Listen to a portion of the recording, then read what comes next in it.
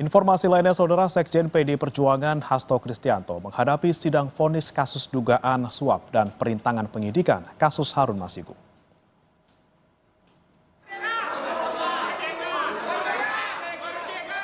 Sidang dimulai pada pukul 14 waktu Indonesia Barat di Pengadilan Tipikor Jakarta.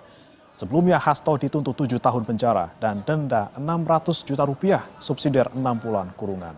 Jaksa menilai Hasto terbukti merintangi penanganan perkara Harun Masiku serta menyuap mantan komisioner KPU Wahyu Setiawan setara 600 juta rupiah. Suap diberikan agar Wahyu mengurus penetapan pergantian antar waktu anggota DPR 2019-2024 Harun Masiku.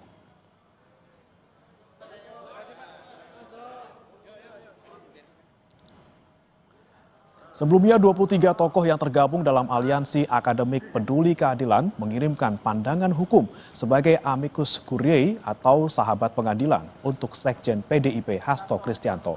Salah satunya adalah sejarawan sekaligus peneliti Purna Bakti BRIN, Profesor Asfi Warman Adam, yang menilai upaya hukum terhadap Hasto syarat dengan muatan politis karena Hasto bersikap kritis terhadap pemerintah.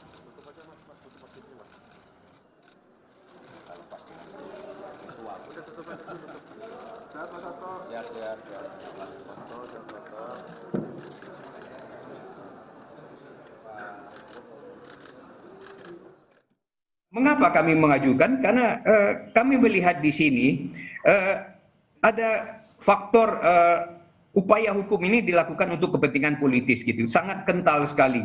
Karena apa? Karena dalam proses persidangan ataupun juga proses penetapan tersangka Hasto ini muatan politiknya itu sangat-sangat kental.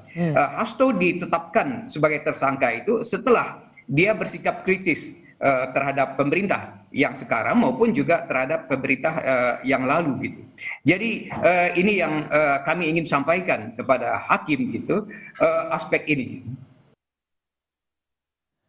Saudara, jalan panjang buronnya Harun Masiku terkuak ketika tahun 2020 lalu menyeret nama Sekretaris Jenderal PD Perjuangan Hasto Kristianto dalam pusaran kasus hukum. Tanggal 24 Desember 2024, penyidik KPK menetapkan Sekretaris Jenderal PD Perjuangan Hasto Kristianto sebagai tersangka kasus dugaan perintangan penyidikan Harun Masiku dan juga dugaan suap kepada Wahyu Setiawan terkait dengan pengurusan pergantian antar waktu anggota DPR Harun Masiku. Usai menyandang status tersangka, untuk pertama kalinya, Saudara, di tahun 2025 di tanggal 13 Januari, Hasto diperiksa penyidik sebagai tersangka. Kala itu, sebelum diperiksa, Hasto meminta seluruh kader dan simpatisan PDIP untuk tetap tenang selama dirinya diperiksa. Kemudian di bulan berikutnya, di Februari tanggal 20, Saudara, KPK resmi menahan Sekjen PDIP Hasto Kristianto. KPK menyebut Hasto diduga berperan dalam perintangan penyidikan dan juga dugaan suap terhadap Harun Masiku. Sebenarnya upaya perlawanan dalam penetapan tersangka Hasto sudah dilakukan, salah satunya upaya pengajuan pra-peradilan ke Pengadilan Negeri Jakarta Selatan, namun ditolak. Dan selanjutnya, Saudara, Sekjen PDI Perjuangan Hasto Kristianto menjalani sidang perdana pada 14 Maret 2025. Dalam surat dakwaan, Hasto diduga memerintahkan Nur Hasan agar meminta Harun Masiku merendam telepon genggam ke dalam air untuk menghilangkan jejak. Dan dalam sidang selanjutnya pada 3 Juli 2025, Hasto dituntut 7 tahun penjara dengan denda 600 juta rupiah subsidiar 6 bulan penjara. Sementara berikutnya di tanggal 10 Juli 2025, Hasto membacakan nota pembelaannya atau pledoi, di mana ia menegaskan tidak akan tunduk pada ketidakadilan dan tidak akan menyerah pada hukum yang tunduk pada kekuasaan. Dan hari ini di tanggal 25 Juli 2025, Hasto tengah menanti vonis hakim yang diberikan kepadanya. Dan Saudara, bagaimana kemudian jalannya sidang vonis terdakwa Hasto Kristianto? Langsung saja kita akan menuju ke Pengadilan Tipikor Jakarta bersama dengan jurnalis Kompas TV Abel Insani di Pengadilan Tipikor Jakarta. Selamat sore Abel, bagaimana sementara ini jalannya sidang vonis Hasto di sana? Sama sekali nggak kedengeran.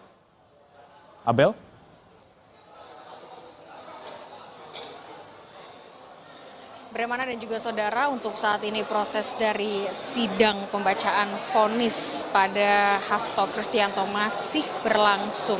Tadi sekitar pukul 14 waktu Indonesia Barat ini sudah dimulai. Beberapa dari tokoh PDIP dan juga dari simpatisan Hasto Kristianto ini datang ke Pengadilan Negeri Tipikor Jakarta, tetapi memang untuk saat ini untuk simpatisan tidak diperkenankan untuk masuk ke dalam ruang sidang, artinya memang hanya ada beberapa atau orang-orang tertentu saja yang bisa masuk ke dalam ruang sidang dengan menggunakan ID card begitu. Mengingat simpatisan yang begitu banyak, Bre dan juga saudara, sehingga dari Pengadilan Negeri Tipikor sendiri memang membuat peraturan yang diterapkan pada hari ini.